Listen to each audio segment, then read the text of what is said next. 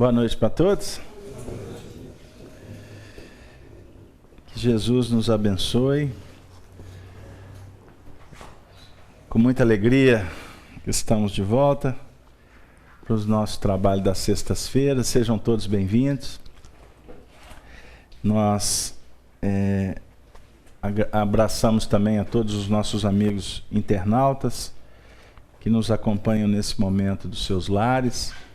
Que possamos ter uma noite pródiga de aprendizado, que a espiritualidade possa nos envolver a todos, de maneira que a gente recolha aqueles elementos que nós necessitamos para o nosso aprendizado, para o nosso burilamento.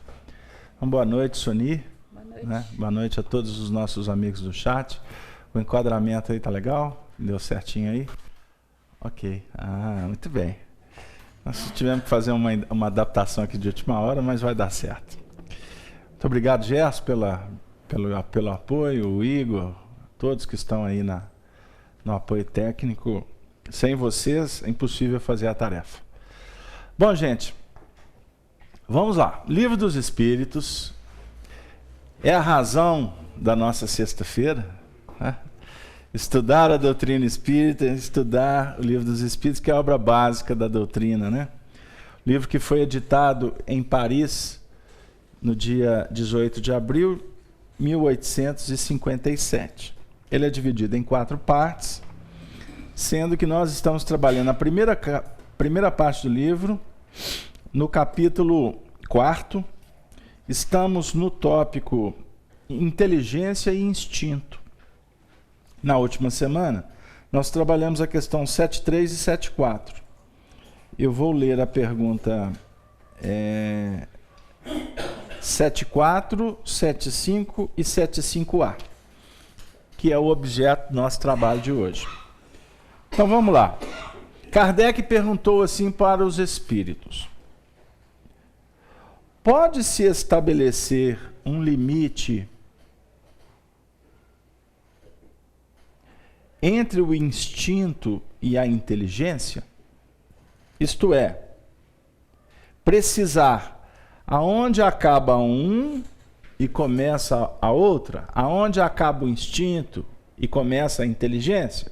Pode-se definir esse limite? Resposta: não. Porque muitas vezes se confundem. Mas se podem distinguir muito bem os atos que decorrem do instinto daqueles que pertencem à inteligência. Aí vem a pergunta 75. É correto dizer-se que as faculdades instintivas diminuem à medida que crescem as intelectuais? Resposta: não. O instinto existe sempre,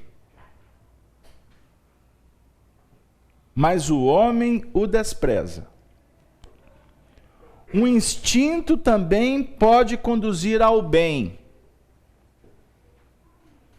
Ele quase sempre nos guia, e algumas vezes com mais segurança do que a razão. Nunca se engana. Nunca se engana. Vamos ficar por aqui, a gente daqui a pouco trabalha 75A.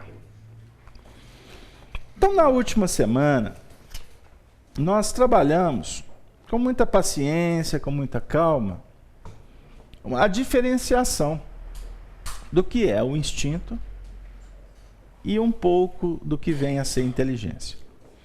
Lembram que nós trabalhamos alguns aspectos que remontam às etapas evolutivas do princípio inteligente? Estão lembrados? Que ele perpassa o reino mineral, o reino vegetal, o reino animal, até despertar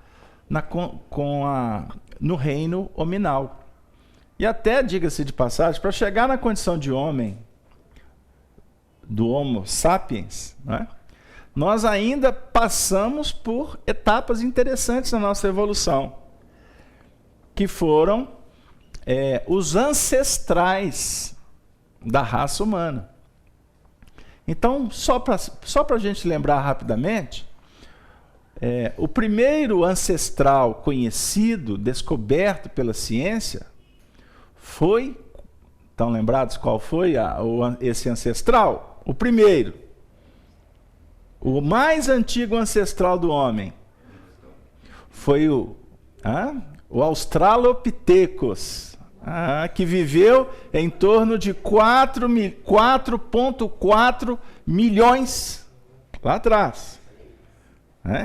Australopithecus. É fácil guardar, só lembrar da Austrália. Australopithecus. Aí depois, 2,2, alguma coisa assim, milhões de anos. Aí nós viemos, aí tem um ancestral que é o Homo habilis, Então é o hominídeo, nós estamos na fase dos hominídeos. Até chegar no último, que é o quarto da série, que teve o Homo erectus, e nós vamos chegar no Neandertal, que viveu mais ou menos 200 mil anos antes, até mais ou menos em torno de 30 mil anos. Paralelamente a esse hominídeo, surgiu o Homo sapiens, O Homo sapiens, que perdura até hoje, hein? Olha que interessante. Então, observe. Então, não é correto dizer que o homem descende do macaco. O Homo sapiens não descende do macaco. Nós descendemos dos hominídeos. Olha para vocês verem que interessante. E que é o ancestral mais antigo, quando começou a construir essa árvore genealógica, ali naquele ponto é que começou a desmembrar o processo dos macacos, para ficar por aí, ok? Então podemos dizer que somos primos. Então, se alguém julga que é filho, não fiquem tristes, vocês não são filhos. Nós não somos filhos, nós somos primos. Parente de primeiro grau. Deu aí? Só para a gente falar dos estágios evolutivos. Agora, não significa, não se precipitem em julgar que a nossa história evolutiva iniciou aqui, no planeta Terra. A nossa história como espíritos homens não iniciou, para a grande maioria, aqui na Terra. Quando os nossos ancestrais evoluíram o suficiente para nos oferecer esse arcabouço, essa estrutura fisiológica, humanoide, como queira, foi quando nós aqui, garanto que todos nós começamos a chegar no planeta Terra. Quando? Há 200 mil anos? Há 50 mil anos? Vamos caminhar assim para 30 mil anos para cá. Combinado? Então, nós somos, vamos dizer assim, somos viajores. Somos viajores da evolução, que vamos estagiando em diversos departamentos, como agora estamos estagiando no planeta Terra. Então, se você, nós chegamos aqui a 30, a 20, a 10 mil anos atrás, como dizia o Raul Seixas, eu nasci há 10 mil anos atrás. Lembra dessa música? E é muito interessante, porque ainda, não sei se a letra é do Paulo Coelho, essa aí, porque são vários autores, escritores, enfim. Ele diz, e não tem nada nesse mundo que eu não saiba demais. Aí, óbvio que entra a paródia, mas é um depoimento verdadeiro, porque nós fazemos parte dessa história. Nós conhecemos essa história de 10 mil anos para cá. Deu aí? Isso obviamente que é simbólico. Existem espíritos que perfeitamente podem ter chegado na história do nosso planeta há 5.000 anos, há 2.000 anos. Possivelmente podemos ter espíritos que estão aqui há menos de 1.000 anos. Iniciaram aqui um processo de adaptação, de aprendizagem, um estágio. Então não estou dizendo que todos chegaram numa mesma leva. Deu aí? Existem muitos que aqui chegaram há muito tempo e que já não estão mais no contexto evolutivo do planeta. Deu aí? Muitos. Já outros estão já se candidatando a partir, não voltar mais. Então eu quero dizer que existe vamos dizer assim, uma imigração entre os mundos. Agora, é óbvio que não se dá de uma forma aleatória. Agora eu vou ali, depois eu reencarno aqui, eu vou para lá. Não, existe todo um processo que envolve um mecanismo evolutivo e que 10.000 anos, 100.000 anos, na nossa história evolutiva, não é nada. É isso que a gente queria deixar assim, como algumas reflexões iniciais. Então, é interessante que nós possamos, quando falamos em instinto, a gente se lembrar de alguns pontos. Que quando o instinto, o que é um instinto? É o que foi automatizado na nossa estrutura. Isso ficou claro para vocês? Então, quando os animais vão se estabelecendo dentro de um mecanismo instintivo. E esse instinto ele foi sendo desenvolvido nos reinos inferiores. Desde a época da atração dos minerais, da sensação dos vegetais, vai então se construindo isso que depois se transforma como um piso evolutivo, que a gente encontra nos estudos, sintetizado na palavra instinto. Então a planta não tem instinto, mas a planta vai no processo, no reino mineral, do vegetal, ela vai estabelecendo a sua metodologia evolutiva e isso vai ficando guardado num tipo de memória. É um tipo de memória que ela traz. Ela vai como que construindo um arquivo muito simples. Então, quando Kardec vem falar do instinto e da inteligência, e que o instinto é um tipo de inteligência, né, que não dá para delimitar aonde que... Vamos aqui para o quadro. Então, nós temos o instinto e temos a inteligência.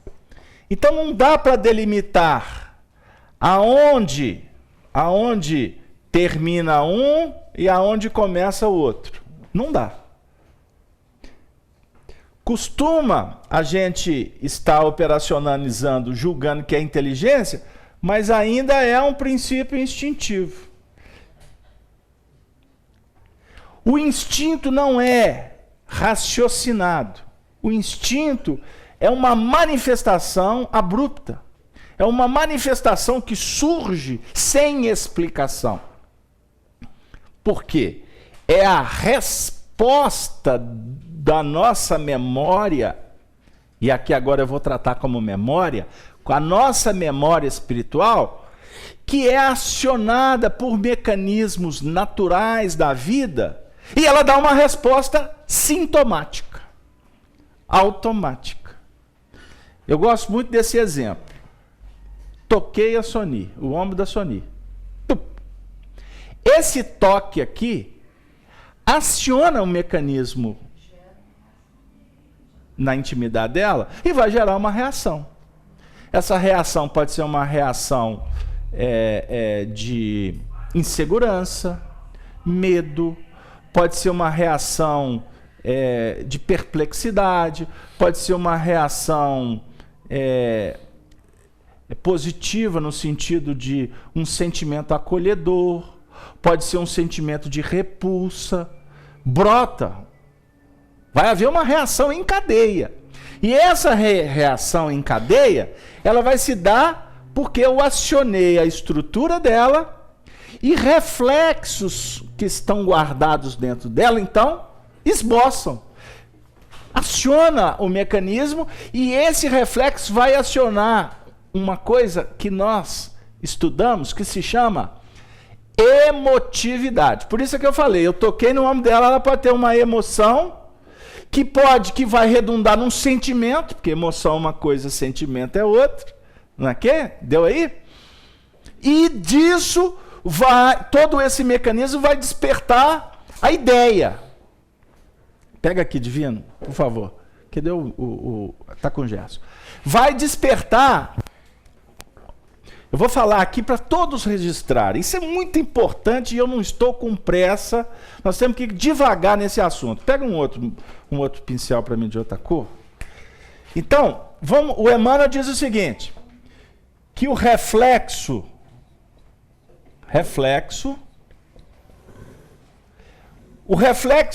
quando ele é acionado, ele vai despertar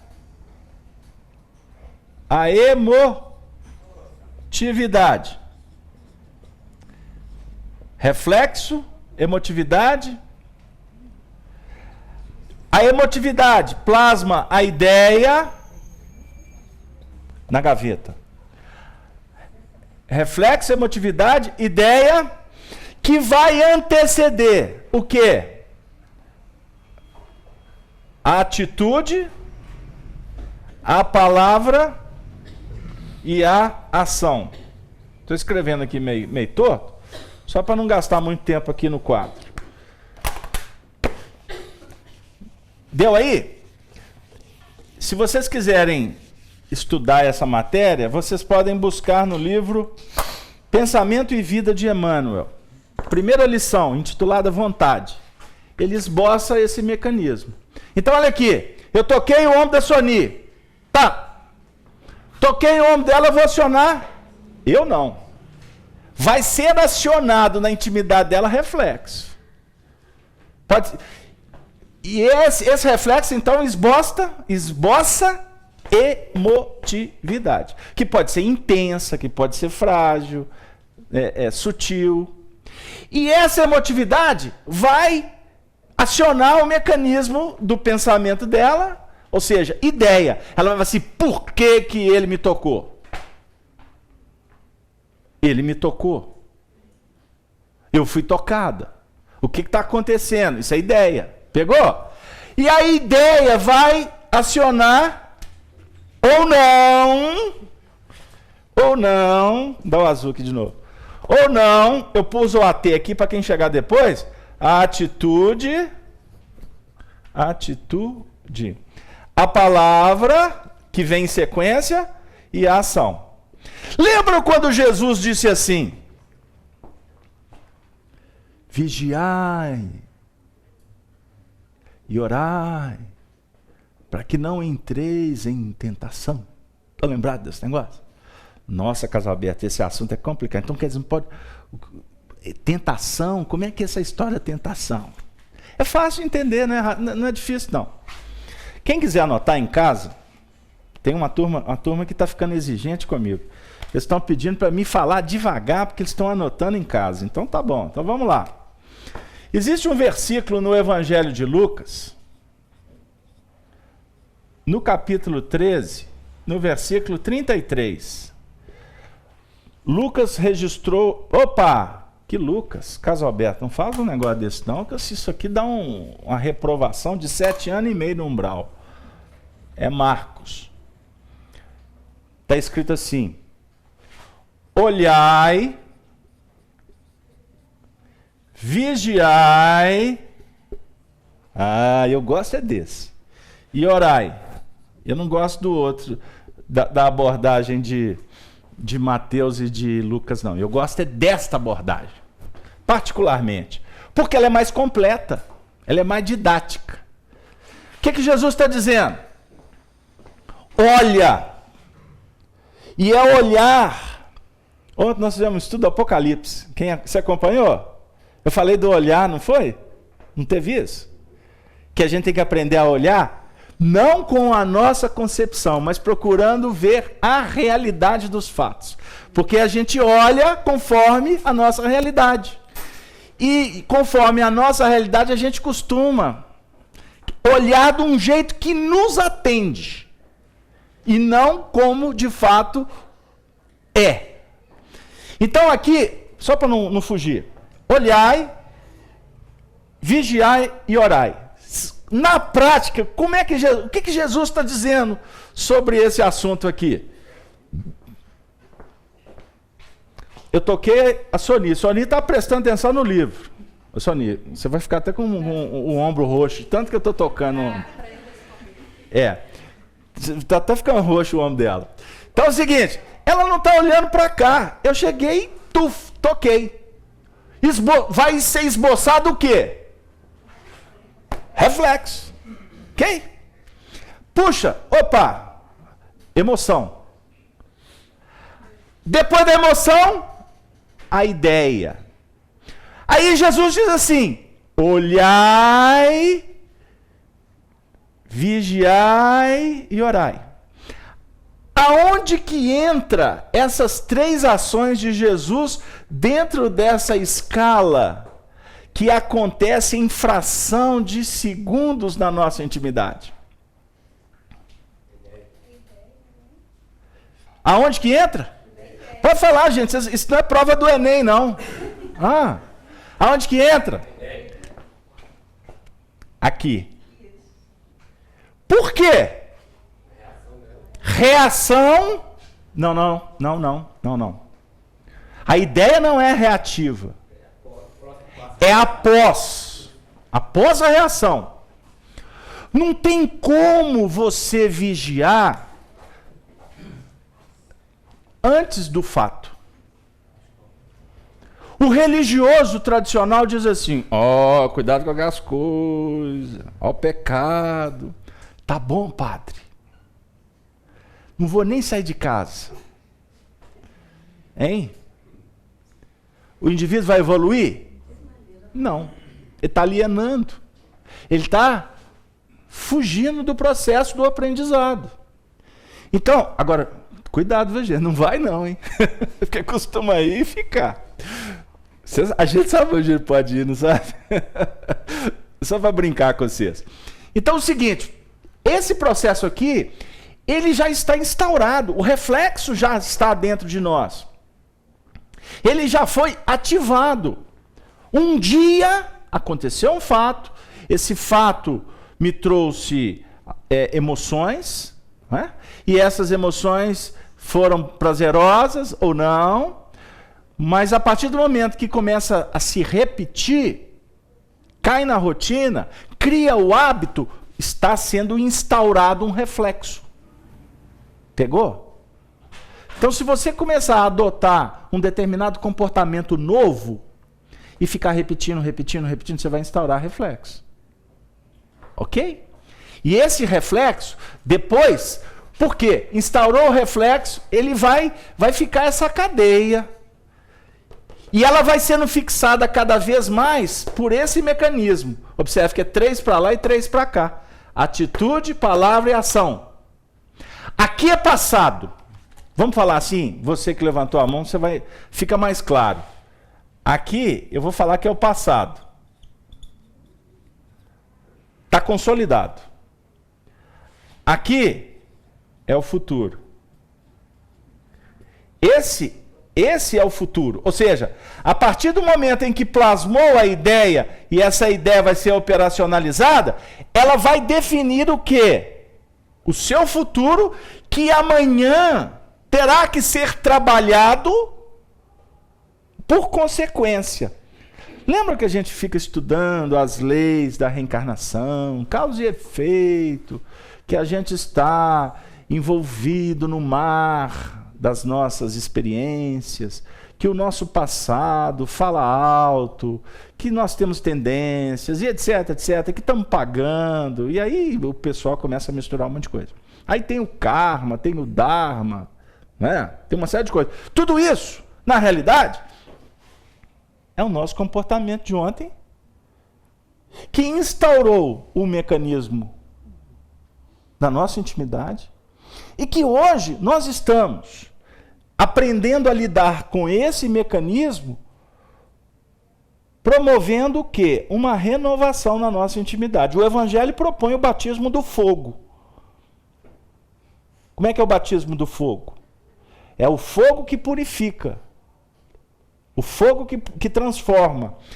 Esse batismo do fogo, na realidade, é uma consciência que vai sendo desperta, ou despertada, como queira, para uma realidade que nós trazemos e que precisa de ser modificada. E como nós vamos modificar? Instaurando novos reflexos. E não brigando com o passado. O religioso tradicional entra para a igreja, ou melhor, os fiéis, né? Entra para a igreja, a grande maioria, entra para ver se resolve. Porque o negócio está complicado. Tem que procurar Deus. Porque está com um problema ali, está com um problema aqui, ele está cheio de conflito íntimo, aí ele procura Deus. Aí ele chega, ele vai tomar um banho de loja. Aí vem a promessa, ele está lá naquela condição de e a partir de agora eu tenho que mudar, Deus me ajuda. Aí ele faz uma conexão assim, quase que mágica com Deus. Aí faz promessa e etc, etc. Aí costuma acontecer muitos fenômenos, inclusive mediúnicos, até em outras religiões. Aí costuma ter a cura, ele costuma ver o bem-estar, aí a vida do indivíduo costuma até dar umas mudanças, umas alterações mesmo. Aí ele fica assim, o sangue de Jesus realmente tem poder, e agora eu sou o adepto, fiel, e até paga um dízimo mais caro. Né? Porque quanto a graça for maior, maior é o tamanho do cheque. Deu aí? É assim que funciona mesmo. Aí o que vai acontecer? Ele vai voltar para a ambiência dele, da realidade dele. Voltar para a realidade dele, ele vai o quê? Ter que lidar com ele, com quem ele é, com o que ele traz. Então é como se ele perdesse um pouco daquela euforia, certo? Aí valeu ele ter ficado numa redoma, ele mudou o comportamento, ele virou anjo de uma hora para outra, etc. Valeu, foi bom, psicologicamente tem tudo a ver.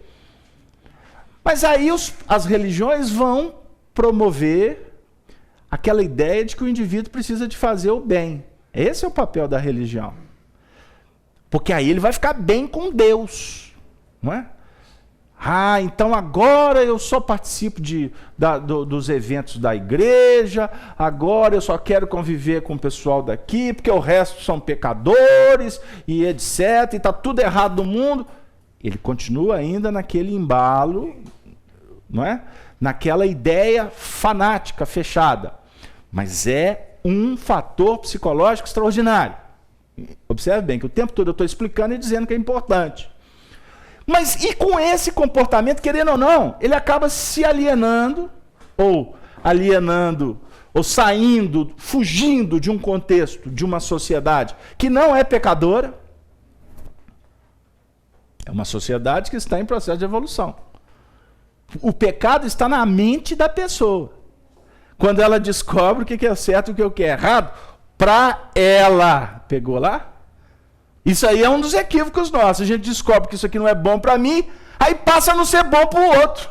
Aí o outro vai falar assim, você tá maluco, meu amigo, é tudo que eu quero, é isso aqui. Não, isso é coisa do demônio, isso é isso. Olha, é coisa do demônio para você e não para o indivíduo. Entenderam lá? Eu estou colocando um pouco de comportamentos nossos diante do fato. Aí, mas independente disso, ele vai mudando a vida dele, ele deixa de fazer isso, ele vai passar a fazer aquilo, etc, etc. Aí ele está mudando o hábito. As ideias deles passam a promover atitudes e palavras no sentido positivo. Aí o indivíduo está o quê? Instaurando novos reflexos. Por mais que ele tenha conflito com os outros, com o que passou, ele quer brigar e dizer que está tudo errado, mas ele está no mecanismo de um aprendizado natural. Agora, nós que estamos aqui em doutrina espírita, não podemos nos enganar. Não podemos fanatizar. Não podemos julgar que a evolução se dá por atitudes místicas. Pegaram lá? Por mais que elas sejam importantes para a grande maioria. Se temos 7 bilhões aí de habitantes nesse planeta, né? 7 ou 8? 7,5 já, né? O negócio está caminhando uma velocidade também. Agora não sei onde que esse povo reencarna, porque aqui só está diminuindo, né? Antes era 4, agora é 2, daqui a pouco é nenhum, aí daqui a pouco foi todo mundo correndo para adotar. Porque fechou as portas, agora tem que se redirecionar com a lei para ver se Papai do Céu pelo menos permite que ele adote. Porque não consegue engravidar porque brincou ontem. Só um tiquinho. Eu vou passar para você, primeiro para o divino, depois para você. Então, para nós espíritas, o processo ele tem que ser consciente. Por que nós praticamos a caridade? Porque sem ela não tem salvação. O que é salvação? Salvar do quê? Do perigo. Qual perigo? Aquilo que ainda para nós é uma ameaça. Então, todo sábado, Gislene, vamos fazer visita? Ô Brás, cuida dos meninos, não, mas hoje eu tenho aquele compromisso, tenho que visitar o pessoal. Aí o Brás vira, o Brás é uma alma bondosa, é lógico, minha querida esposa. A gente abre mão de todos os eventos, né? E etc. Vai lá, depois a gente sai, Aí vem a Gislene, encontra com o Gino, com o Divino, com o Cláudio, aquela turma maravilhosa. E sai todo mundo feliz. Aí chega aqui, quantas visitas? 78, graças a Deus. O Brás espera, não tem problema, porque eu preciso de muito trabalho. Aí vem a direção e fala assim, menos, não é assim também. Fazem 7 visitas, já está de bom tamanho. Não tem problema ser uma em Pedro Leopoldo, outra lá em Ibirité. Vocês atravessem a cidade, mas não tem problema. Só para bulir com vocês, porque eu sei que é complicada a história. Vocês estão o quê? Promovendo atitudes que vão favorecer, primeiro, aquele que faz a visita. Porque nós estamos tendo a oportunidade de começar uma tarefa com prece. Aí a gente abre uma leitura do Evangelho, uma página instrutiva, que é para a nossa orientação. Eu acabei de almoçar com o Brás, aí eu vim aqui, eu faço a leitura. Aí costumo o Emmanuel explicar tudo que eu acabei de conversar com o Brás na hora do almoço, não foi, Gislene? Não é assim que acontece todo sábado? E as lições, pegaram vocês dois para Cristo, as lições. O que eu falei na sexta? Não me bota nesse negócio aí, não. Mas é assim, eu estou brincando com eles, mas é incrível. Sony, como é que são as nossas... Sony, agora não é o ombro não, agora é o braço. Como é que são as nossas reuniões quarta-feira, hein, Dora? Tá lá aquele povo, parará, cheio de mimimi, cheio de conversa, porque a vida tá assim, pá, não é assim, Dora? Ô, gente, está no horário da reunião, vamos começar? Vamos. Alguém faz a prece, alguém faz a leitura. Tá, abre a mensagem. É aquela lenhada. Tudo que a gente estava acabando de falar aqui agora, não é assim, Sony? Os espíritos vai de uma forma extremamente sutil, em poucas palavras, esclarecem. E geralmente eles falam assim, para de reclamar, gente, porque está tudo certinho. Ou seja, a leitura favorece para que a gente tire lições sobre a nossa maneira, muitas vezes equivocada, de ver a vida, os acontecimentos. E isso é para todos nós, funciona assim. Mas você não sai da casa espírita para fazer a tarefa sem antes se vincular a uma atividade de estudo. Não é assim que a gente começa no espiritismo? Isso é para todo mundo. O indivíduo pode até achar que não está num grupo de estudo, ele está assistindo a reunião, ele está tendo a oportunidade de estar utilizando de metodologias mais simples. Mas ele está sendo convidado para estudar. Por quê? Nós precisamos de conhecer muitas passagens de Jesus, muitos diálogos de Allan Kardec, os exemplos dos cristãos. Aí a gente vai estudar a carta de Paulo, aí vamos ver aquelas histórias maravilhosas. Aí daqui a pouco passa o tempo, aí a gente começa a vir para um grupo de estudo, e aí a gente começa a entender algumas coisas que precisou primeiro da gente passar por um banho de loja. A nossa tela mental primeiro ter sido burilada, para que a gente pudesse chegar aqui, porque senão esse assunto aqui fica difícil de entender. Pegaram aí? Pegou aí, dona Nilza? Fica difícil. Que história é essa de reflexo? Ah, reflexo é aquela coisa que passa no cabelo? Não. Reflexo aqui, por sinal, não é? Eu olhei para a dona Nilza ali, logo, não sei porquê, eu lembrei de um salão de beleza, dona Nilza. Não estou dizendo que a senhora tem que fazer reflexo, não. Mas aqui, é reflexo. Aí vem a emoção. Aí a gente começa a refletir. Olha para vocês verem. O tanto que somos emotivos. O tanto que a gente precisa de pensar mais. O tanto que a gente poderia... ao invés de ser tão racional, dar vazão para sentimentos. Isso tudo são mecanismos de aprendizado que a gente vai se graduando gradativamente.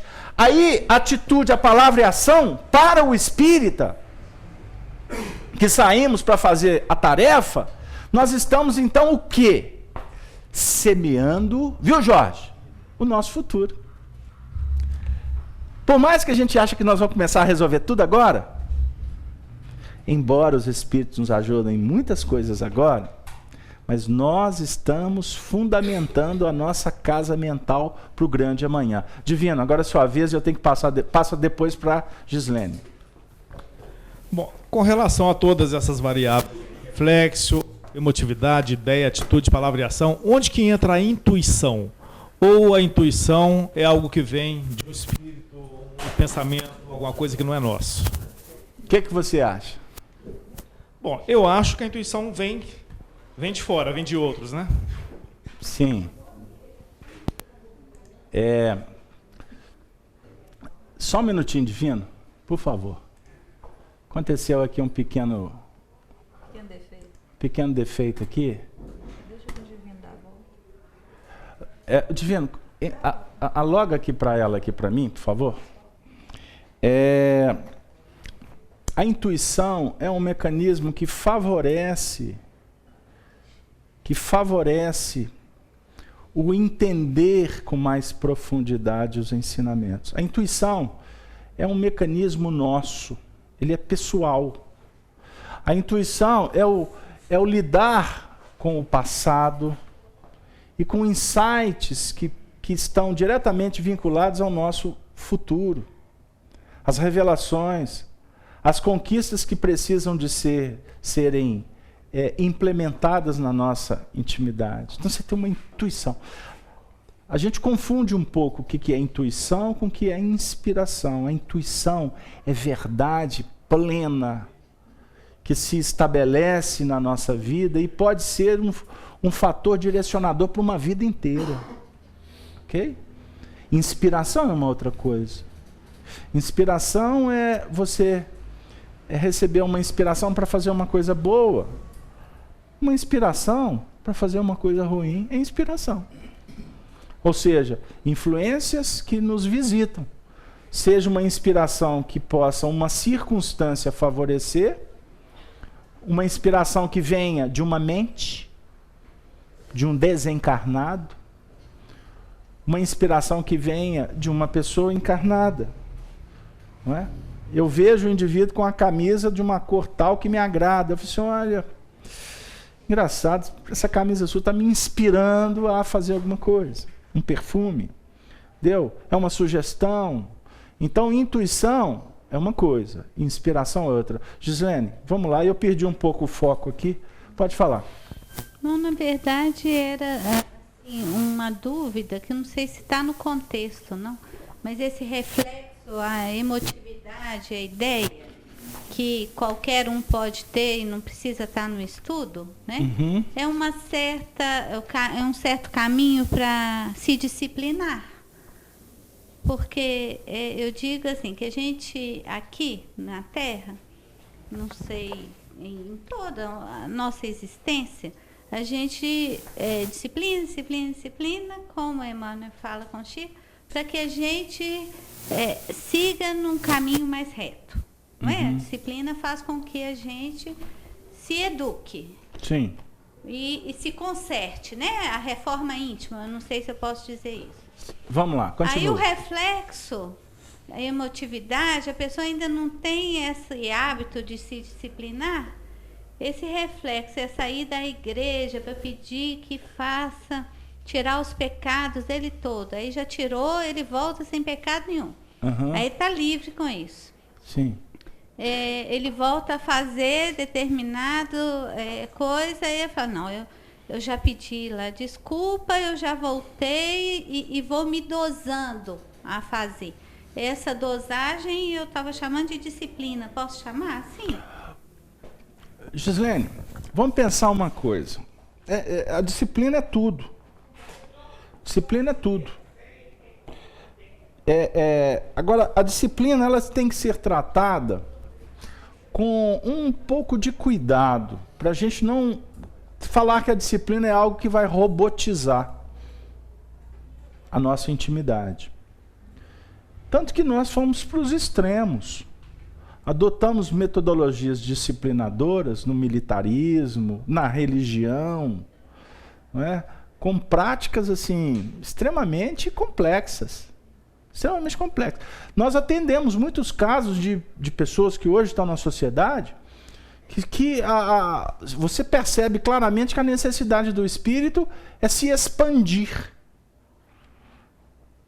E você vê claramente que existem marcas que definem que tiveram existências dentro de claustros extremamente impedidas de realizar uma série de coisas.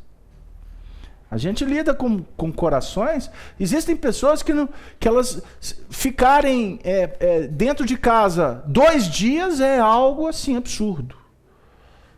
Não concebem ficar num ambiente, numa dinâmica mais apassivada, mais reflexiva, porque começam a se sentir muitas vezes sufocadas. Em alguns casos o indivíduo não dá conta de ambiente escuro. Dentro de casa ele tem que sair acendendo todas as luzes. Olha, essas grades protetoras da FEAC aqui, quando eu mandei colocar, teve pessoas que falaram assim, não, eu estou me sentindo aqui dentro de uma jaula. Eu falei assim, porque você está numa jaula. Você quer fazer da FEAC uma jaula? Eu falei assim, não, a jaula é psicológica. A jaula é psicológica. Porque você pode estar dentro de uma cela, num cárcere, né, de segurança máxima, e está se sentindo extremamente solto. Então, eu estou falando de estado de alma, ok? Então, voltando, existem situações que o indivíduo está na sociedade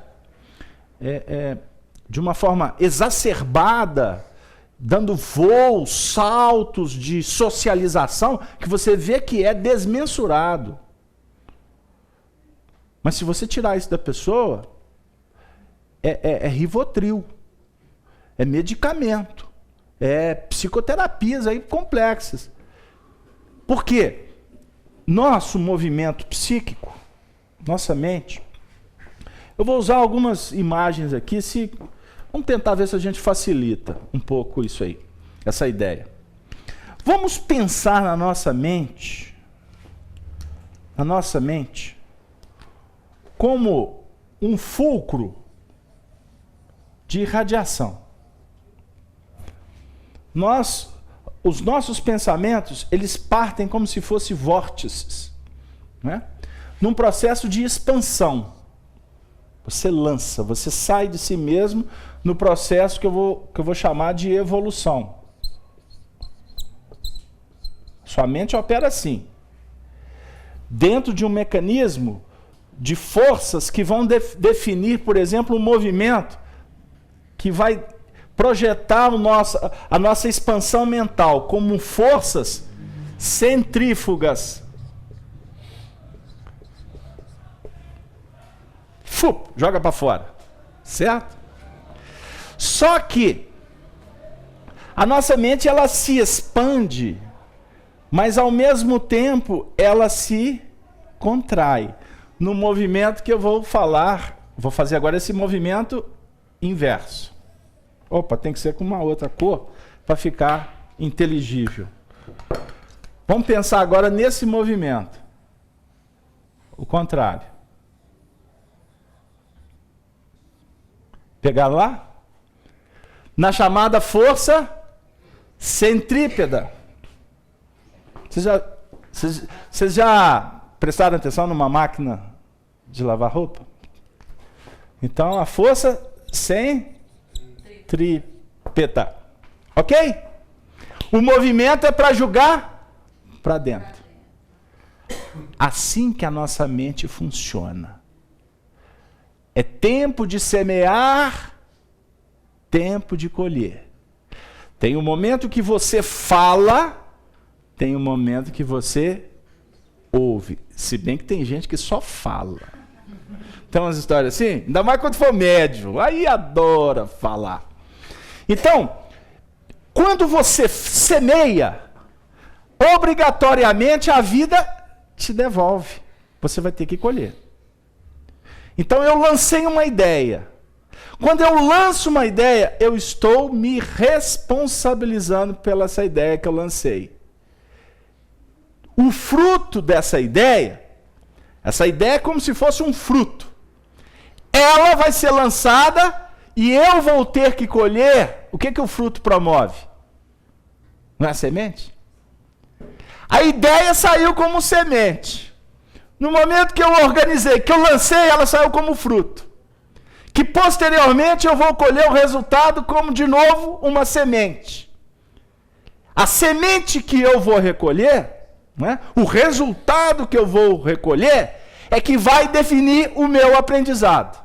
O aprendizado não está no semear, embora faça parte.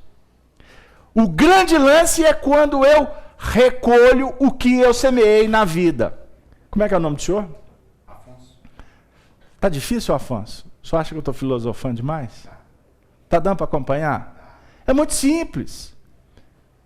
No adágio popular afirma-se que quem semeia vento, colhe tempestade. Aí até que não ficou muito bom não, porque eu estou diminuindo o processo. Semeou, vai ser uma tempestade. Mas a ideia é essa. Se você... A Sony, acho que foi Sony que falou comigo outro dia, de um pensamento que eu repito muito de Emmanuel. Dora, foi você. Que eu cito muito Emmanuel quando Emmanuel afirma que o bem que semeamos se torna o bem, você fiel a Emmanuel, o bem que semeamos em algum lugar se torna o advogado em toda parte. Olha que bonito. O bem que semeia em algum lugar, ele se torna o advogado em todas as partes. Olha como, porque o bem prolifera, o bem multiplica, o bem dinamiza, o bem favorece, alimenta, energiza, impulsiona, enfim. Então é muito importante que a gente entenda com calma o que significa a lei, ou como funciona a lei de causa e efeito. Você pensou, você já está manipulando forças. Nós já estamos atraindo pelo pensamento energias. E essas energias, não é? Porque a energia manipulada pelo pensamento se torna matéria, porque o pensamento é matéria. Então eu posso, pelo meu pensamento, promover, transformar energias para construir coisas bonitas, belas, como eu também posso construir coisas complicadas. Então, se eu construo uma casa de bênçãos, as bênçãos retornam para a minha casa íntima. Se eu construo um cárcere, eu vou colher na mesma proporção. Então eu estou falando de um mecanismo de produção, como se fosse uma fábrica, da nossa mente. O senhor está pegando, senhor Murta? Está dando para construir o pensamento comigo? Eu aprendo com a minha produção. Mas ao mesmo tempo Deus, a vida, promove um estado de relação entre os seres. Por que nós convivemos uns com os outros? Porque todo mundo está no mesmo processo de produção e colhendo as respostas dessa produção. Então, quando eu observo o que o Afonso está fazendo, e passo a valorizar e procurar aprender com Afonso, eu estou lidando, olha para você ver que com um benefício extraordinário, que é lidar com a minha produção e ao mesmo tempo ver a fábrica, a produção do Afonso. Eu estou associando dois aprendizados. Não sei, eu estou achando que o negócio está ficando meio complicado. Alguém quer falar? O microfone está aí com vocês. Quem quer falar? Divino, pegou aí? Eu te respondi sobre a intuição? Mais ou menos, né? Mas ficou. Então deixa para a próxima reunião. Rodrigo, quer falar? Hoje não. Dora, pega o microfone. Eu quero ouvir Dora. Vamos lá, Dora. O que me veio aqui, Beto, é que nós estamos cercados por uma nuvem de testemunhas. Então, você vai semear ou coisas boas ou ruins. Então, você vai entrar em conexão de acordo aí com... Ou melhor, eles vão entrar em conexão com a gente, as energias que a gente permitir. Eu vi uma cena hoje, eu fiquei perplexo. Eu não gosto de alimentar coisas negativas. Porque o que é negativo, já é complexo. Porque tem coisas que realmente são absurdas. O indivíduo que matou uma menina aí no interior de Minas, uma menina de 10 anos de idade, estrupou a menina, depois pôs fogo na menina e arrancou o coração da menina.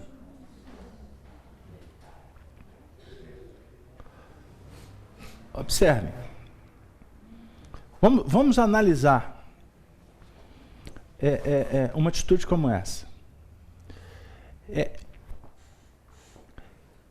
Não cabe mais num processo em que o planeta está caminhando para se graduar como um planeta que virá a ser um planeta de regeneração. A regeneração é um processo que não é demorado, mas é um processo que é uma interseção entre algumas etapas evolutivas que caracteriza o mundo de expiação e prova para o mundo ditoso. O mundo ditoso, o mal é história. Vai ser esse mal que a gente conhece aqui, ele vai ser apenas história. O mal que vai existir nesse mundo ditoso é um mal que para nós ainda não foi consolidado. Ou melhor, é um bem que para nós ainda não foi consolidado. Pegou lá. Sabe aquela coisa que você está tentando? Esse homem bom que você quer ser? Essa evolução que a gente está querendo atingir? Esse estágio que a gente está querendo atingir? No mundo ditoso, é um estágio ainda bem inferior. Pegou lá, ô Jorge? Mas, por exemplo, uma situação como essa que eu estou descrevendo, que é mídia aí, deve ser no mundo inteiro, no mundo ditoso, possivelmente vai ser tratado talvez como matéria reflexiva para se falar, para ter parâmetro para falar de um mundo extremamente infantil. Porque isso é uma aberração. Então, quando nós, quanto sociedade, já não damos mais conta de ver determinadas atitudes, de determinados comportamentos, significa que nós estamos já adiantados, muito adiantados, diante daquela situação. Pegaram lá o que eu quero dizer? Eu posso apostar todas as minhas fichas que eu não vou errar. Que nenhum de vocês aqui teria capacidade de fazer o que esse indivíduo fez. Agora, para o indivíduo fazer isso, ele está num processo de uma enfermidade complexa. Muito complexa. Então nós temos que começar a nos posicionar diante dos fatos, inclusive para verificar qual está sendo a nossa postura como cristãos. como cristãos. Porque nós podemos estar diante de um fato desse, dando um atestado que estamos nos candidatando a seguir Jesus, em busca da justiça divina, como nós podemos ainda confirmar que estamos assumindo ou alimentando ainda a posição de justiceiros. Eu estou pegando uma maneira didática que o padre Antônio Vieira falava sobre a justiça. Justiça é uma coisa. Ter sede de justiça é um grande projeto para todos nós. Faz parte do Sermão da Montanha. Bem-aventurados os que têm sede de justiça. Agora, uma coisa é você ter sede da justiça, e a outra coisa é você estar usando das prerrogativas da justiça para se tornar um justiceiro. Não sei se deu lá. Então, quando nós ainda nos fazemos justiceiros, significa que nós estamos ainda vinculados àquela situação. Existe uma coisa que a gente pode falar no que remonta a estar sentindo repulsa de uma atitude, de um crime hediondo. Repulsa.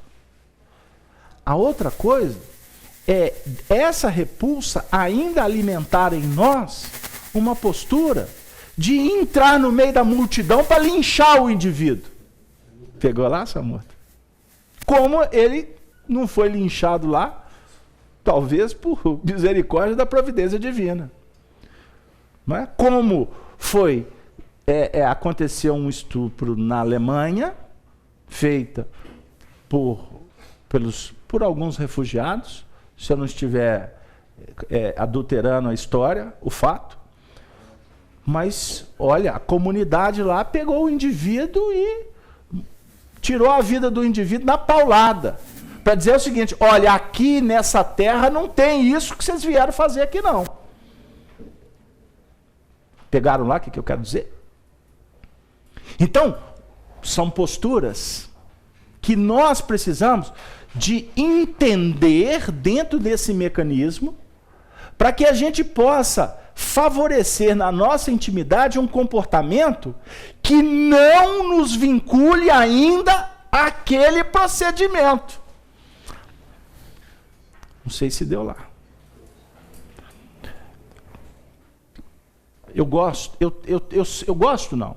Eu sinto na responsabilidade de até durante os nossos estudos de evolução, porque a Casa Espírita, para nós, a FEAC, é uma casa que tem um compromisso fundamentado em Allan Kardec, na codificação espírita. E nós temos um compromisso, por isso, de estarmos trabalhando com o Evangelho com calma e com estas expressões de estudo que possam promover o coração, que possam promover a análise, que promova coerência entre Kardec e Jesus. Não sei se deu lá. Mas de vez em quando a força dos acontecimentos nos obrigam a abordar alguns assuntos que são aí do mundo. Então, eu não vou fazer um estudo aqui na FEAC sobre determinados temas como muitos me pedem. Faz uma palestra lá sobre o suicídio. Não, na FEAC não tem essa palestra. Faz uma palestra lá sobre aborto. Na FEAC não tem essa palestra. Faz uma palestra lá sobre pena de morte. Na FEAC não tem essa palestra. Porque uma vez eu fiz uma semana, na última Casa Espírita que eu dirigi, só com esses temas, que era tema de campanha da FEB em defesa da vida. Foi uma semana com essas palestras. Eu quase incendiei o Centro Espírita. Não tenha dúvida. Aí eu comentei com o Honório na época, Gino. Contei o fato para ele. Ih, meu filho, há uns 30 anos atrás eu fiz a mesma coisa. Não entra nesse buraco porque você não sai. Eu vou fazer uma palestra aqui para falar da história da Inquisição. Vai abarrotar de inquisidores. Nós vamos lembrar das nossas experiências da Inquisição. Por que eu vou falar desse tema na FEAC? Então aqui nós estudamos doutrina espírita. Mas a doutrina espírita fala do suicídio, fala do aborto. Não. A doutrina espírita abre como uma chave uma série de reflexões que cada um aqui tem condições de que com essa chave tirar as suas conclusões no que remonta ao aborto, ao suicídio, à pena de morte. Pegaram lá? Agora, eu posso fazer algumas atividades que não sejam públicas, porque eu não faço questão de fazer essa atividade pública, com um grupo específico que queira estudar este assunto. Aí, nós vamos fazer um trabalho nesta área. Você é contra? Não. Eu acho super importante. Inclusive, existem casas espíritas que dedicam, enfocam, definem as suas estratégias nessa linha. Eu acho extraordinário, mas não é o foco da nossa casa. Fiz-me claro? Mas de vez em quando a gente tem que falar. Então eu estou dando um depoimento pessoal diante de uma cena que eu vi. Porque a partir de um acontecimento que me deixou extremamente pesaroso, eu fiquei pensando, meu Deus, o que há de ser desse homem? O que vai ser da família? É uma encarnação inteira lembrando do fato, certo? Senhor Murta, em 10 minutos, nós podemos julgar uma vida fora.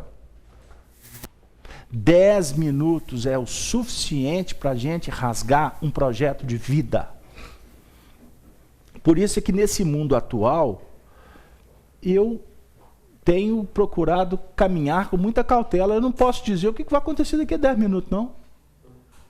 Não é isso, amigo? Por quê? O que acontece nesse processo? Que eu estava falando do reflexo, da emotividade, da ideia. Que atitude, palavra e ação. Aqui entra o vigiar e orai. E eu até nem falei o orai, hein? Vigia! A ideia surgiu, olha para ela. Olha para a ideia que está surgindo. Essa ideia é minha. Nós espíritos podemos pensar assim, não podemos, Gislene? Você está lá assistindo televisão. Você está vendo lá, sua mente está... De repente, vem uma ideia que não tem nada a ver com aquele contexto, uma ideia que te traz, que vai te jogar para baixo, etc. Por que eu estou com essa ideia? Por que isso está batendo na minha intimidade? Aí entra o mecanismo do vigiar. Jesus está falando para vigiar no sentido de que essa ideia não se transforme numa atitude. Por isso que eu falei que 10 minutos aqui é o suficiente para definir século de treva. Século de treva. Não é o que a gente está vendo nos jornais? O indivíduo matou a mulher. E o matar a mulher ou matar o marido independe da classe social. Se é rico, se é pobre, se é negro, se é amarelo, se é branco, se torce para um time, se torce para o outro. É ser humano, ser humano. Uma atitude pode definir séculos de treva. Observe o que está acontecendo na nossa vida. Quantos problemas que nós estamos enfrentando e alguns deles a gente não consegue resolver. Por quê? Quem sabe foi por causa de 10 minutos. Por causa de 10 minutos. 10 minutos foi o suficiente para você desviar o indivíduo do rumo. E hoje ele é seu filho. Hoje ele é o pai que você está cuidando. Esse mecanismo, Rodrigo, ele acontece em nível individual. Olha o pensamento. Ele projeta e depois ele retorna. Aí eu estou dizendo aqui que nós vivemos num regime de ciclos, porque a evolução, ela se estabelece num contexto em que tudo é definido como metodologia temporal. A ideia que você lança é a ideia que vai voltar. O que você fez no passado, hoje nós estamos lidando sem perceber com o que nós fizemos no passado. A definir o seguinte: tudo tem um prazo. Toda atitude, ela repercute num espaço e num tempo. Pegou lá? Então eu quero dizer o seguinte: todo relacionamento tem início e tem fim. A reencarnação tem o nascimento e tem a morte. Quando eu falo de uma relação, é em todos os sentidos. Agora, não significa que está acabando ou que vai acabar num sentido definitivo. Um processo, ele pode ter o seu movimento do aprendizado, da semeadura, e depois tem o movimento da colheita. Deu aí?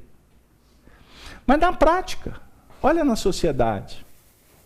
Quando nós nos relacionamos sem uma base que fundamenta afinidade, sintonia, o prazo de validade é menor.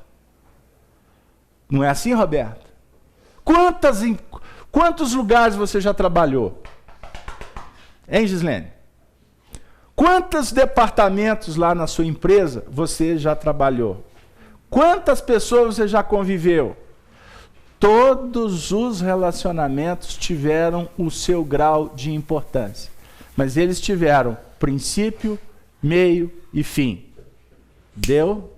Princípio, meio e fim.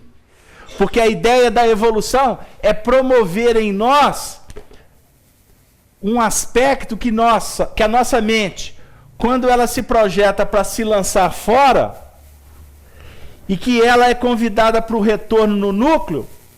Vamos pensar, aqui ó, vou falar na sua linguagem. Você lembra do disco de vinil?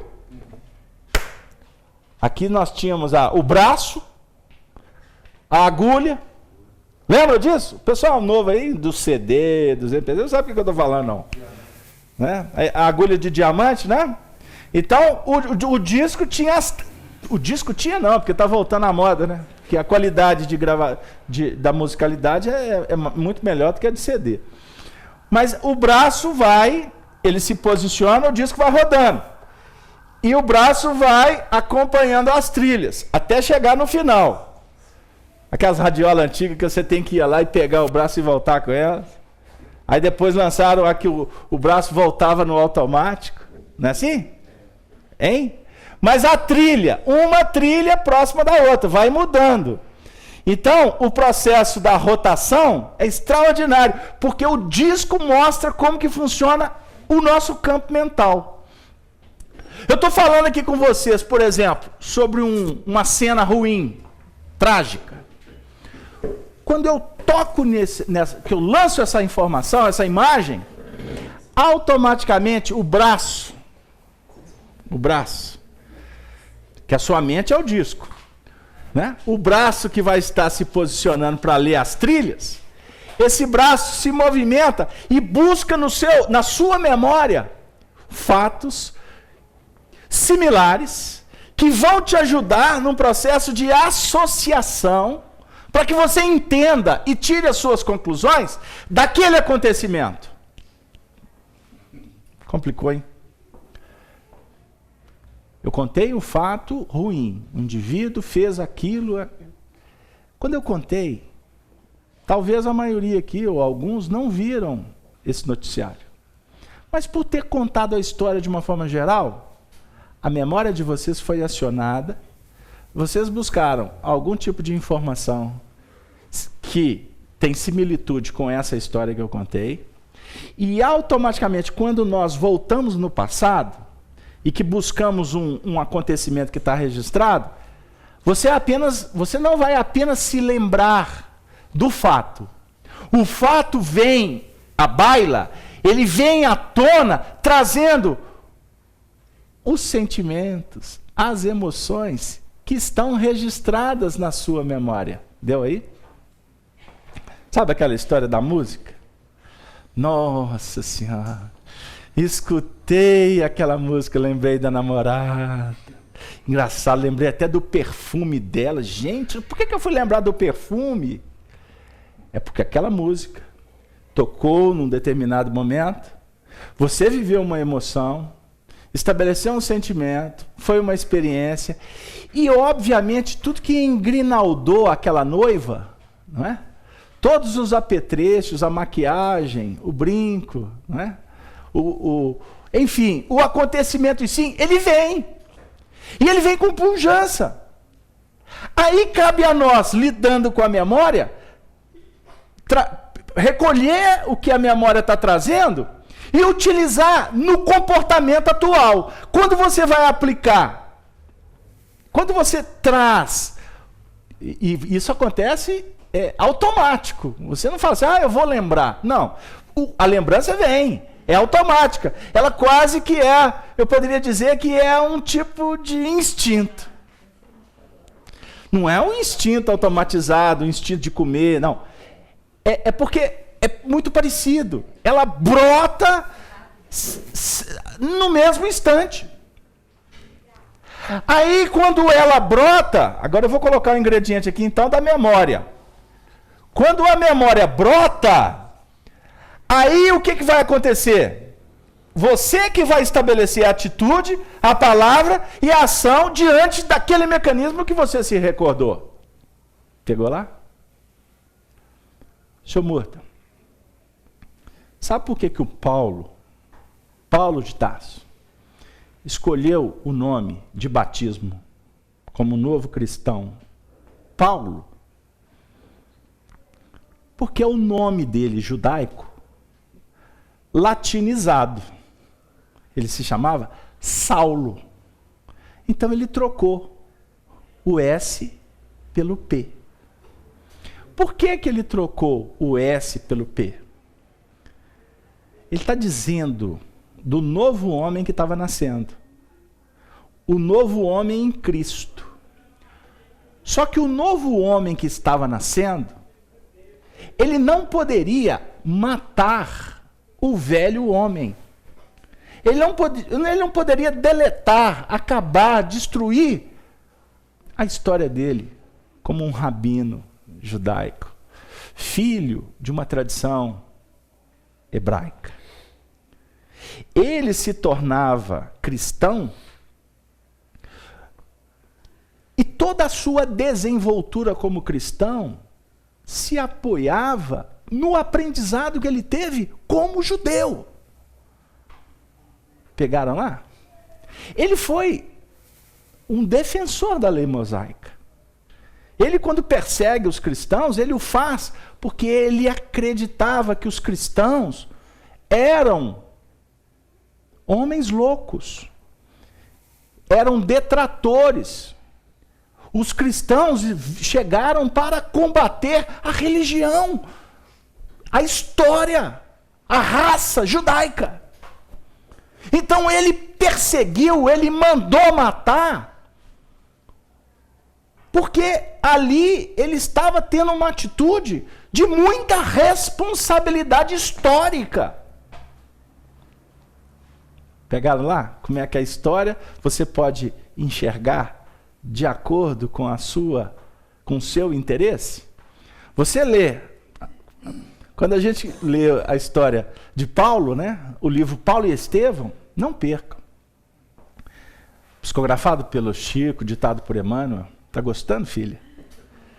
Nossa, e o bom ali que é em dupla, é o casal. O casal tá lendo em dupla. Isso é maravilhoso. Não perca o entusiasmo. Olha para vocês verem. A primeira vez que eu particularmente fui ler a obra, né? Tinha pouco tempo de espiritismo, empolgado, Não é? Aí fomos ler, nossa, mas a primeira parte, gente, mas se eu pudesse, eu pegava o pescocinho do doutor de Tarso, né? O Saulo, mas eu torcia o pescocinho dele. Eu falei assim, olha o tanto de asneira que esse homem fez, olha o que ele fez com Estevão, olha, ele era louco, ele estava obsediado. Foram centenas de vezes que eu já li aquele livro. Cada vez que eu volto, eu fico mais admirado. Olha o que eu vou dizer, eu posso ir para a panela do azeite fervendo. Não tem problema. A minha admiração é com Saulo. A minha admiração é com Saulo. A Gislene está assim, não, Casaberto, é com Paulo. Você sabe por que a minha admiração é com Saulo, Gislene? Não é com a atitude dele.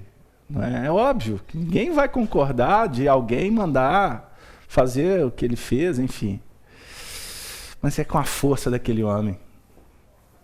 Com a fé. Com o senso de fidelidade dele. Isso, então, isso é tão verdade que ele era o vaso escolhido por Jesus.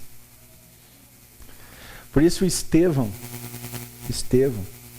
que foi martirizado a mando do doutor Saulo, doutor de Tarso, apedrejado, que morte dolorosa, apedrejado. Aí ele, dos últimos momentos, ele olha para o doutor, vê Jesus entrando no ambiente e pede perdão para Jesus. Senhor, perdoa esse homem. Ele é bom homem. A postura do Estevão é extraordinária. Mas antes de falecer, de desencarnar mesmo, Estevão fala para a irmã dele. Eu não posso contar não, né? Só esse pedaço, né? Só esse pedacinho.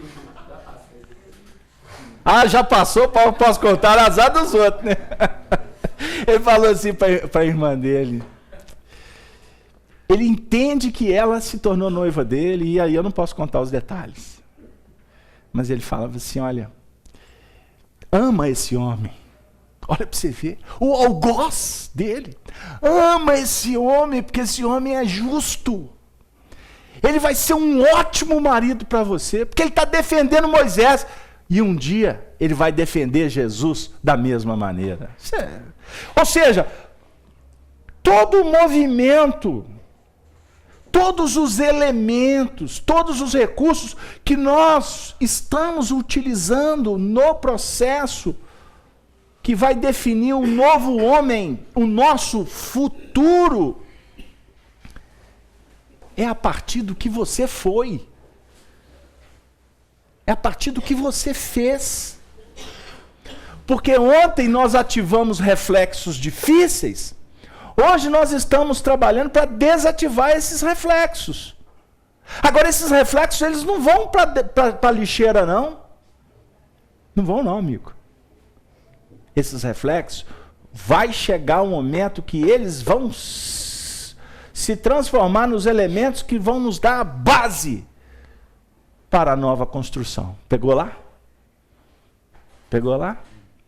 Então antes, a ameaça significava para nós o sair para agredir, para lutar, né? Desembainhar a espada. Hoje, a ameaça. Qual é o convite de Jesus para Pedro? Embainha a tua espada, Pedro. Porque quem mata com a espada perecerá pela espada, Pedro. Essa passagem é extraordinária. Então, a gente está vendo um indivíduo que está estuprando. E parece não, e cada vez mais vai aumentando essas coisas que a gente fica assim, meu Deus, que mundo, o mundo está insano. O mundo está insano. Eu falei para Dora, nós estamos diante de um momento complexo que num painel humano, hoje, no contexto globalizado, a gente dizer que é brasileiro é motivo de ter vergonha. Vergonha. Aí, ou está acontecendo uma transformação nesse país. Transformação. Que graças a Deus não está acontecendo com salvadores de pátria. Porque aqueles que aproveitam a situação para se elegerem, quando chegam lá, repetem os mesmos erros. Isso é cíclico. É esse processo aqui da evolução que tem a partida e tem a chegada. Tem o nascimento e tem a morte. O processo da mudança desse país está acontecendo de cima para baixo. Ou melhor, para mim ser claro, o mundo espiritual está favorecendo para que as mudanças não aconteçam a partir daqueles líderes que a história enterrou todos. Todos. O líder que não está enterrado é Jesus. Porque ele é o campeão do túmulo vazio. Então Jesus hoje favorece para que as instituições se fortaleçam.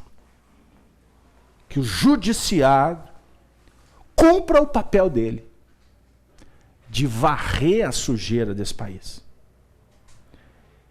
E existem pessoas que são manipuladas. Estão aí espalhadas pelas ruas para defender criminosos. Para defender criminosos. A vassoura está passando. Quem saiu, saiu. Quem entrou, que tiver sujo, a vassoura vai passar também. A gente tem que entender e deixar de sermos partidários. Nós temos que entender que o que precisa mudar é o estado emocional, espiritual. A ética precisa de acontecer nesse país. Por isso, graças a Deus, está tudo muito caro. O dinheiro está faltando para todo lado. Porque quando mexe no bolso, as pessoas param para refletir. O materialismo está em derrocada. Os pilares estão ruindo, graças a Deus. Mas para isso, muita dor vai visitar. Que tenhamos tranquilidade para entender que esse processo é passageiro. E digo mais, como afirmam os estudiosos, nunca esse país esteve tão no fundo do poço.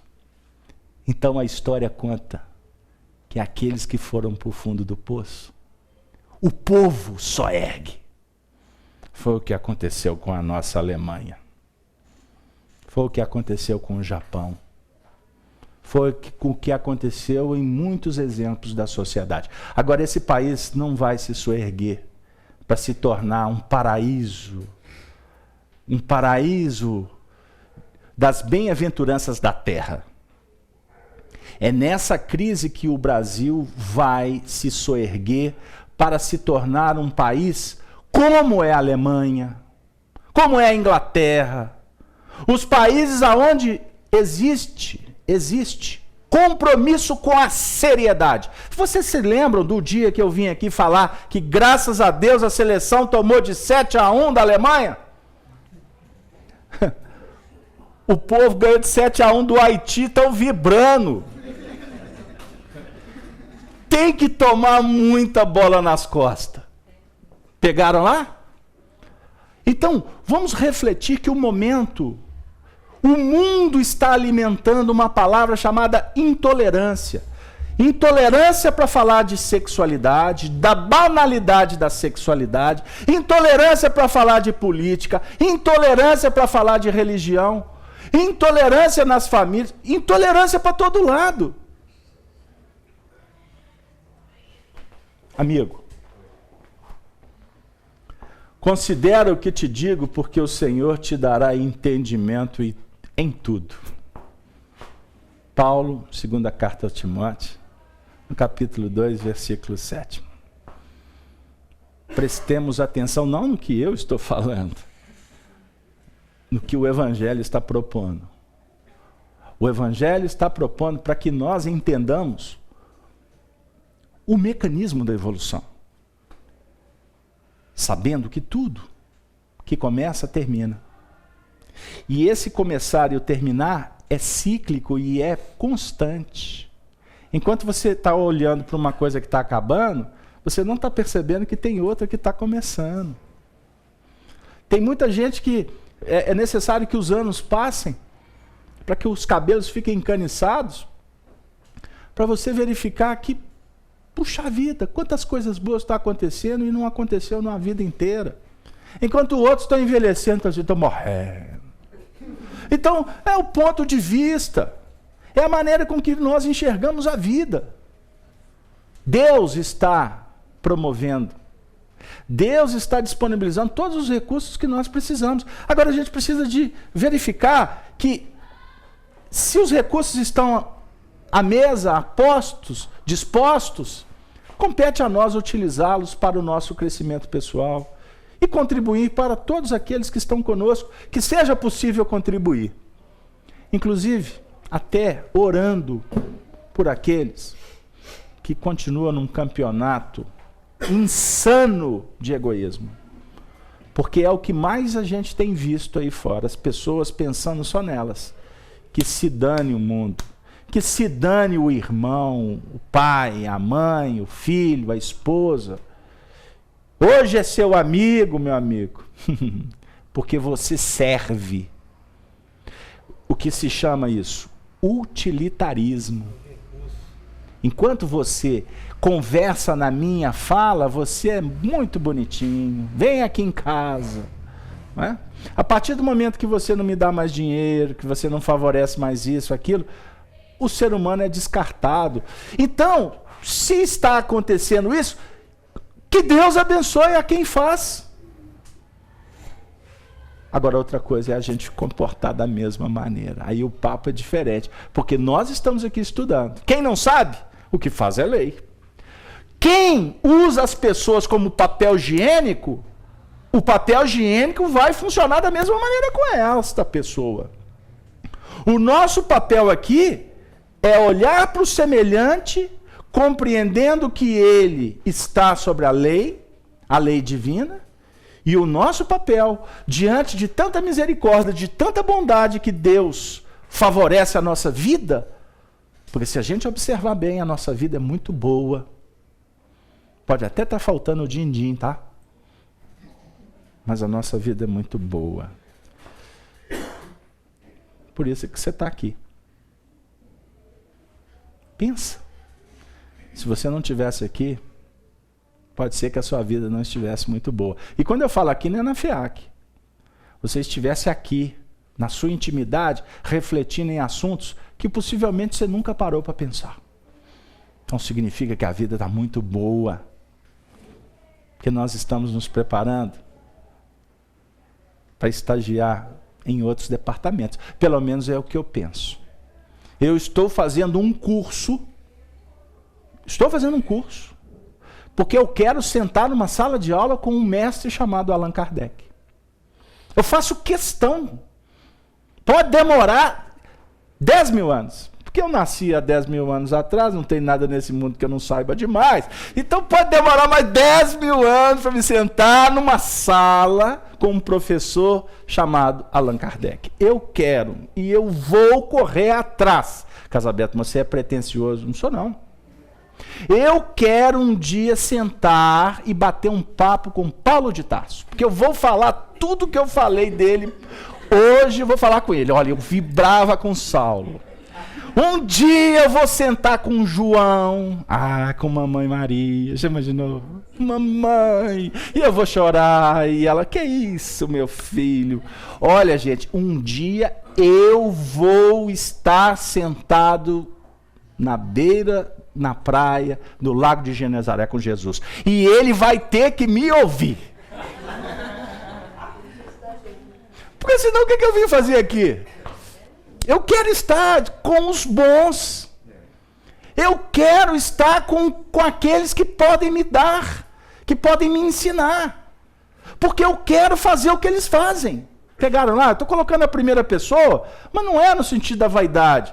É porque eu quero mudar de vida. Eu quero que a minha vida seja uma vida de paz, de felicidade. Mas para isso eu sei que o preço é alto.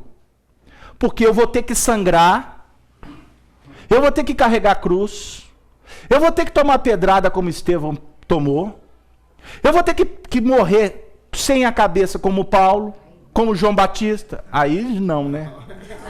Aí o povo, não, Casabé, eu vou ter que ser crucificado. Aí é demais. Mas aí eu vou igual o Pedro, né? O Pedro falou assim, olha, pode me crucificar, mas de cabeça para baixo, porque senão vai ficar igual o mestre.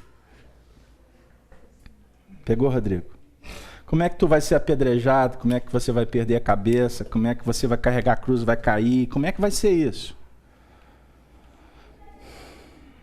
É aprendendo a olhar com bondade para as pessoas e tendo nelas um não. E vivendo a indiferença. E sendo perseguido. Foi Jesus quem falou para os discípulos. Se fizeram isso com o vosso mestre, para que sejam meus discípulos, terão que fazer com você, com vocês. Então eu vou pular fora. Você não vai procurar a pedrada, mas a pedrada vai te visitar. E na hora da pedrada, é que a gente vai ter a divina oportunidade de verificar a presença de Jesus.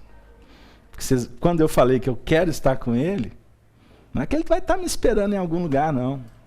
Eu estarei me candidatando, como todos aqui, para ir ao encontro dele. E aonde que ele está?